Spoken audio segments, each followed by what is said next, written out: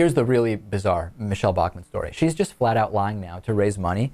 She's been doing a bunch of these fundraising appeals, and she's been falsely claiming, we've had some redistricting, Lewis, due to population changes, as we know. Our congressperson here in our district in Massachusetts has changed because of the new lines that have been drawn around districts. This also happened to Michele Bachmann in Minnesota.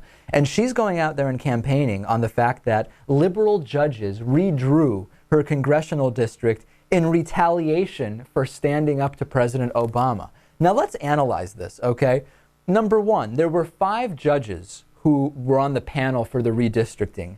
2 were Democratic appointees. The other 3 were not, okay? Number 2, it's true that the lines were redrawn and it put Michele Bachmann's own home in what is now a district represented by a Democrat.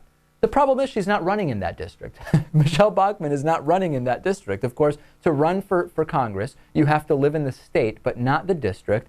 And Michele Bachmann is running in the 6th district, which actually is even more strongly Republican now that the lines have been redrawn.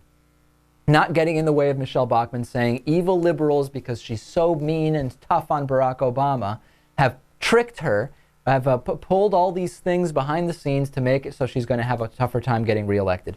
Flat out lies, just not true. All right. Well, I mean, no big surprise there.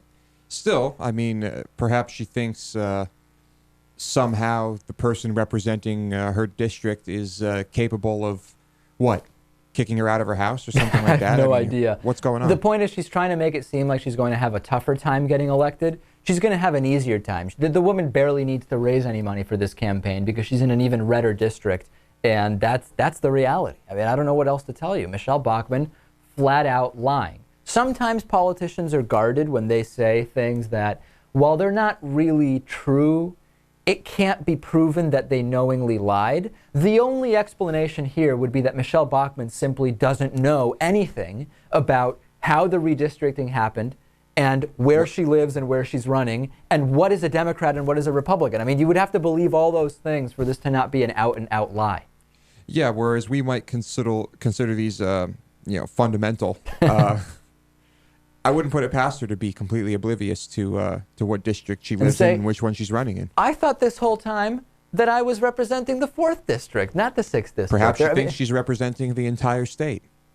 Who knows? Does Michele Bachmann, I mean, I know she's a constitutional law expert or something, but does she know how Congress and the Senate work? Maybe that's the problem here. I don't know. I couldn't tell you. I can guarantee that she thinks she's a constitutional expert. Yeah. That's for sure. On today's bonus show, the show doesn't stop at the top of the hour. There's a whole other bonus show that's available to individual David Pakman Show members. We're going to talk about some of the behind the scenes and debrief from the interview that's coming up later where I get hung up on.